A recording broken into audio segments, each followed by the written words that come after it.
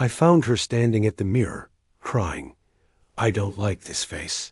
It's not mine. My life's work is the self. As a developmental psychologist, I have dedicated my career to understanding the fragile, complex architecture of a child's identity.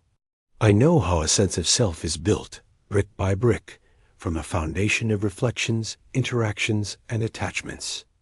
I have helped countless children navigate the labyrinth of who they are. My professional world was one of theories, of data, of clinical observation. It was a world of reason.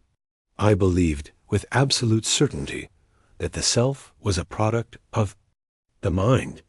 I never considered that it could be a memory, an echo from a life already lived, a ghost staring out from my own daughter's eyes. That my daughter Isla is, by any objective measure, a beautiful child. She has wide, cornflower blue eyes and a cascade of golden curls. She is the physical embodiment of a storybook cherub. My husband Ben, a photographer, says she is made of light. Our love for her and our appreciation of her was a simple, uncomplicated joy, which is why the scene in her bedroom was so deeply, fundamentally wrong.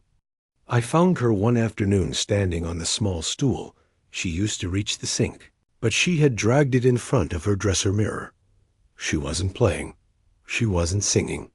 She was crying. Not the loud, tantrum-like cry of a frustrated 6-year-old, but a silent, heartbreaking stream of tears, her small hands pressed against her own cheeks as she stared at her reflection. Isla, sweetheart, what on earth is wrong? I asked, kneeling beside her. She didn't look at me directly.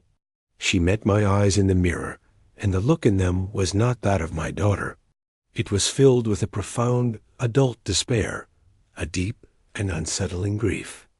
I don't like it, she whispered, her voice choked with sobs. She patted her own face. I don't like this face. It's not mine. My psychologist's mind immediately began flipping through diagnostic cards. Childhood anxiety. Body dysmorphia, unusually. Precocious, but possible. A response to some unknown stressor. I spent the next few weeks trying to apply the tools of my trade. I talked to her about feelings. I read her books about self-acceptance. I affirmed her beauty and our love for her constantly, but the behavior only intensified.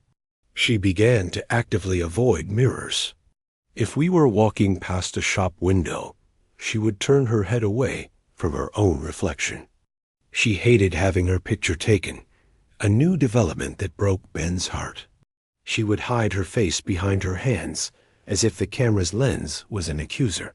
It was a rejection of self so total, so persistent, that my clinical explanations began to feel like flimsy shields against a truth I couldn't yet comprehend. One evening, I decided to try a different approach. I sat with her on her bed, the lights low. Isla, I said softly, can you tell me about the face you think you should have? The face that feels like yours? She closed her eyes, as if accessing a file from a deep, internal archive. It's not. Like this, she murmured. The hair ... It's not yellow. It's dark like a raven's wing, and it's not straight. It makes little waves right here, she said, her fingers tracing a perfect 1920s-style finger wave against her own blonde hair. And the eyes are dark, too. Sad eyes. And, she whispered, a final definitive detail. I have a beauty mark. A small one. Right here. She pointed to the spot on her upper lip, to the right of the philtrum. I sat there, frozen. The level of detail, the specific anachronistic hairstyle, the quiet certainty in her voice. This was not a fantasy. This was a portrait. She was describing a real person. Her behavior grew stranger. She developed an odd, theatrical grace, moving with a poise that was far beyond her years. She would sit for impossibly long periods, perfectly. Still, her face a mask of neutral emotion, as if waiting for a director's command. She began to despise sudden, bright flashes of light, the pop of a camera flash would send her into a panic. She was a child from a different era, trapped in. The wrong body, in the wrong time, my professional world was useless. My personal world was terrifying. I turned to the only tool I had left, research. I didn't know what I was looking for. I started with a simple search query, based on the clues my daughter had given me. I typed into the search bar, silent film. Actress 1920s dark hair beauty mark. I scrolled through thousands of images of faces from a bygone era, and then I found her. The image stopped my heart. It was a woman of breathtaking, tragic beauty. She had soulful, kohl-rimmed dark eyes, a perfect Cupid's bow mouth, and black hair styled in immaculate finger waves. And there, in the exact spot my daughter had indicated, was a single iconic beauty mark. Her name was Lilia Verena. Lilia Verena. The name was a key, and it unlocked a frantic, obsessive investigation. I descended into the digital archives of early Hollywood, into fan magazines, film reviews, and gossip columns from the Jazz Age. I pieced together her story. Lilia was a huge star of the silent screen, lauded for her incredible emotional range, her ability to convey heartbreak with a single, lingering look. Her face was her entire world, her fortune, her art, her identity. She was the girl with the tragic eyes. And then came the talkies. In 1929, the world wanted to hear its movie stars speak. Lilia's studio, like all others, made the transition. But Lilia's voice, according to the brutal reviews of her one and only sound picture, was thin, reedy, and marred by a slight lisp. It did not match the tragic grandeur of her face. The public that had adored her in silence rejected her in sound. Her career was over, almost overnight. The final, heartbreaking piece of the puzzle came from a "Where are they now?" article I found from the mid-1950s. It described Lilia Verena living as a complete recluse in a small, darkened Hollywood bungalow, refusing all interviews and photographs. The journalist quoted a former colleague, a director who had known her.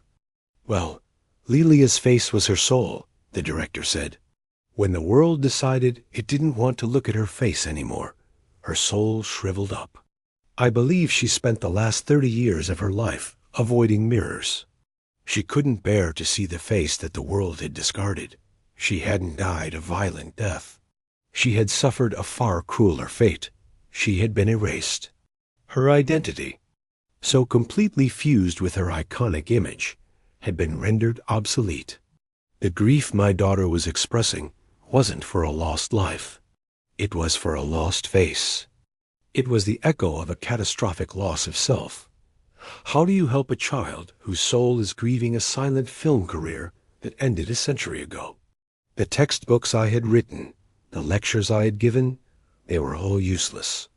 I found a restored print of Lilia Verena's last great success, a silent melodrama from 1928. One evening, after Ben had put a still unsettled Isla to bed, I sat her on my lap in the living room and played the film on my laptop. Isla was mesmerized. She watched the luminous, tragic woman on the screen, her own blue eyes wide with recognition. She saw the face she knew as her own, emoting with a power that transcended the silence. She didn't cry. She didn't say, "That's me." She just watched, her entire being focused on the flickering black and white image. It was a reunion. When the film ended and the screen went dark, Isla continued to stare at it. She saw her own face, the face with the golden curls and the blue eyes, reflected back at her. For the first time, she didn't turn away. She reached up and gently touched her own cheek. She was very beautiful, she said softly, her voice full of a quiet, resolved sadness. It was the first time she had spoken of the other face in the third person. It was a small but seismic shift.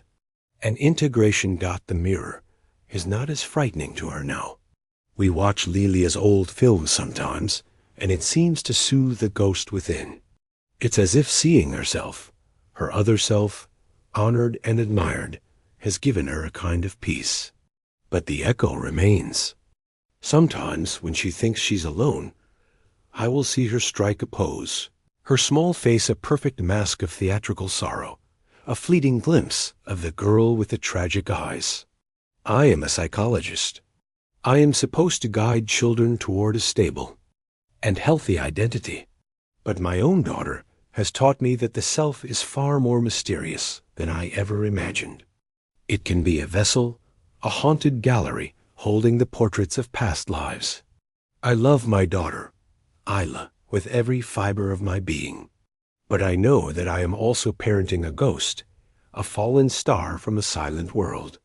And I can only hope that in this life, with this new face, she will finally learn a truth that Lelia Verena never could, that her true worth is not something that can ever be captured in a photograph or reflected in a mirror, but is something that shines brilliantly and eternally from within.